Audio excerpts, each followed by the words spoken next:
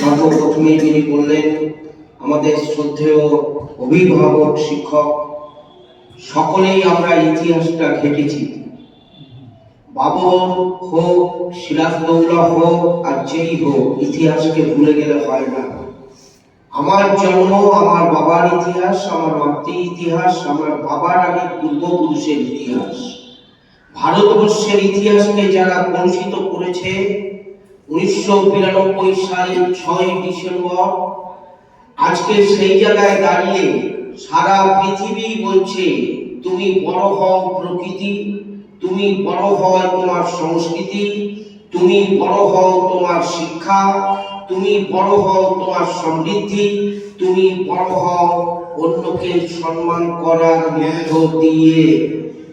আজকে সেই জায়গায় আমরা যারা হিন্দু সম্প্রদায়ের মানুষ, আমি পুরোহিত সম্প্রদায়ের মানুষ, আমরা দাঁড়িয়ে আমার যেমন দুর্গা উৎসবে আমার মুখ্যমন্ত্রী দাঁড়িয়ে দুর্গা কার্নিভাল করছে, সেই কার্নিভালে যেমন আমার সিদ্দিক ভাই থাকে, জাকির ভাই থাকে, আমার মৌলবীরা থাকেন, আমার ববি হাকিম থাকে, ঠিক সেই জায়গায় দাঁড়িয়ে আবার ঈদ যখন অনুষ্ঠিত হয়, ঈদের ইফতিহারে আমরা হিন্দু সম্প্রদায়ের মানুষ সেই জায়গায় আমরা উপস্থিত হই।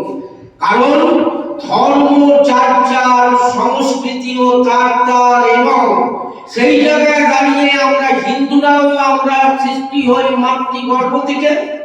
আমার ইসলাম সম্প্রদায়ের মানুষও সৃষ্টি হয় মাতৃগর্ভ থেকে। আমার ফাদার এখানে আছেন, খ্রিস্টান সম্প্রদায়ের মানুষও সৃষ্টি হয় মাতৃগর্ভ থেকে। আমার ওই বুদ্ধ সম্প্রদায়ের মানুষও সৃষ্টি হয় মাতৃগর্ভ থেকে। জৈন হোক, শিখ হোক, সবাই মাতৃগর্ভ থেকে আজকে সৃষ্টি হয়। আমরা হিন্দু, আমরা বলি মা, আমরা বলি বাবা। একজন ইসলাম সম্প্রদায়ের মানুষ তারা বলেন আব্বা বা মা। আর আজকে আমার খ্রিস্টানরা যারা, তারা দাঁড়িয়ে বলে ফাদার বা মাদার। আমরা দাঁড়িয়ে বলি আমার আরাধ্য দেবতাকে মন্দির। ইসলাম ধর্মের মানুষ তাদের আরাধ্য জায়গাকে বলে মসজিদ। আর সেই জায়গায় দাঁড়িয়ে আমার খ্রিস্টান সম্প্রদায়ের মানুষ তারা তাদের আরাধ্য জায়গাকে বলে গির্জা। শিখ সম্প্রদায়ের মানুষ বলে গুরুদ্বার। জৈন সম্প্রদায়, বুদ্ধ সম্প্রদায়ের মানুষ বলে বুদ্ধিস্ট টেম্পল। সেই জায়গায় দাঁড়িয়ে আরএসএস সরকার যে বিকৃত মস্তিষ্ককারী রাজনৈতিক দল তাদের মদতপুষ্ট হয়ে 1992 সালের 6 ডিসেম্বর ভারতবর্ষের ইতিহাসকে কলুষিত করে গঙ্গা, যমুনা, সরস্বতীকে যারা বইত, সেই জায়গায় দাঁড়িয়ে আমার হিন্দু মুসলিম আমরা একে অপরের পরিপূরক। যারা দাঁড়িয়ে সেদিনকে সেই বাবরি মসজিদকে, ইতিহাসকে কলুষিত করে মনে করলো একটা মসজিদকে আজকে ভুল উন্নীত করে দিলে তাহলে বলা ইসলাম ধর্মকে তুলে দেওয়া যায়। মূর্খের সঙ্গে বাস করে, ইতিহাস কাউকে ক্ষমা করে না। যে কথা বলছিলেন পূর্ববর্তী বক্তা নরসিমা রাওয়ের কথা, আমরাও দাঁড়িয়ে বলি আজকে যদি ইসলাম সম্প্রদায়ের মানুষ মনে করে যেখানে আজকে এই মাইনরিটি ফোরামের আজকের এই জাতীয় শোক এবং সংহতি দিবস পালন হচ্ছে, এখান থেকে বেশি দূরে নয় চাকা আমার দাঁড়িয়ে লোকনাথ বাবার ধাম।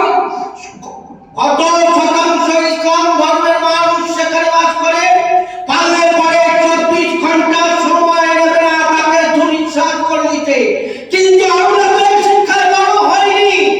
আমরা তো রবীন্দ্রনাথের বাংলায় আওয়াজ করেছি, আমরা কাজী নজরুলের বাংলায় আওয়াজ করেছি, আমরা দাঁড়িয়ে আবুল কালাম আজাদের বাংলায় আওয়াজ করেছি।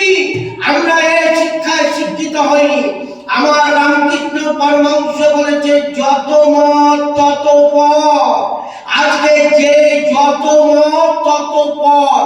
তুমি হিন্দু, আজকে তোমার মত, তুমি সেই পথে যাও। একজন ইসলাম, সে আল্লাহ বলছে আমি আমার আরাধ্য দেবতাকে ঈশ্বর বলছি।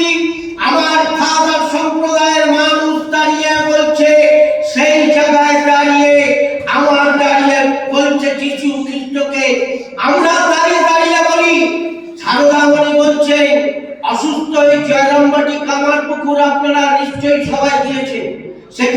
রামকৃষ্ণর ভিটা। সেই রামকৃষ্ণ ভিটাতে উনি অসুস্থ হয়ে ঘরে শুয়ে রয়েছেন, মানুষ খাবার দিচ্ছে। হঠাৎ করে দেখছে একজন ইসলাম সম্প্রদায়ের মানুষ একটা এসে এক টুকরো রুটি নিয়ে এসছে সারদামণিকে খাওয়াবে বলে। কারণ তিনি অসুস্থ, মা সারদার হাতটা তার মাথায় পড়লে তিনি নাকি সুস্থ হবেন এই বিশ্বাসের উপরে।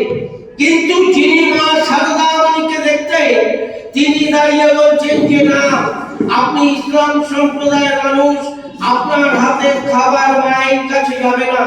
হঠাৎ করে জাগ্রত হলেন মা সারদা। এই ইতিহাস। মা সারদা দাঁড়িয়ে বলছেন বাইরে কে এসছে? তখন বলছে একজন ইসলাম সম্প্রদায়ের মানুষ একটা রুটি নিয়ে এসছে আপনাকে খাওয়াবে বলে। তিনি অসুস্থ, তিনি আপনার দোয়া কামনা করছেন। তখন বলছে কেন তুমি ওকে বাধা দিচ্ছ? মানুষ মান এবং হুঁশ যে যা ধর্ম নিয়ে পালন করে। আমি আজকে দাঁড়িয়ে আমার কাছে মানুষ সবাই সমান, কে কোন ধর্ম পালন করছে আমি দেখবো না, ওকে আমার ঘরের ভিতরে ঢুকতে দাও।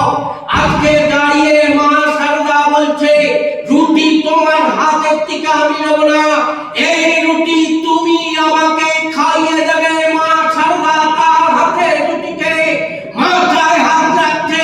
এটাই সংস্কৃতি ভারতবর্ষে, এটাই ভারতবর্ষের সংস্কৃতি। এই জায়গাতেই দাঁড়িয়ে রামকৃষ্ণ পরমহংসদেব মা কালীর আরাধনা করছেন জয়রাম মাটিতে। বেরিয়ে আসছেন মন্দির থেকে, হঠাৎ করে তার কানে আসলো ওই গির্জার থেকে আওয়াজ। বেরিয়ে যখন উনি রাস্তায় এসছেন, হঠাৎ করে ওনার কানে আসলো মসজিদের আজান বাণী।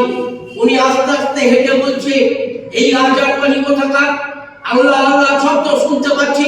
হাঁটতে হাঁটতে গিয়ে দেখলেন একটা মসজিদের থেকে একজন মৌলভী সাহেব বেরিয়ে আসছেন। বললো এখানে কি হচ্ছে? বলছে আমি আমার আরাধ্য দেবতার প্রার্থনা করছি।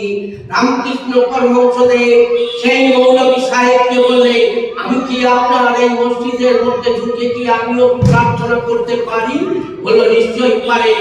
রামকৃষ্ণ পরমহংসদেব সেই জায়গায়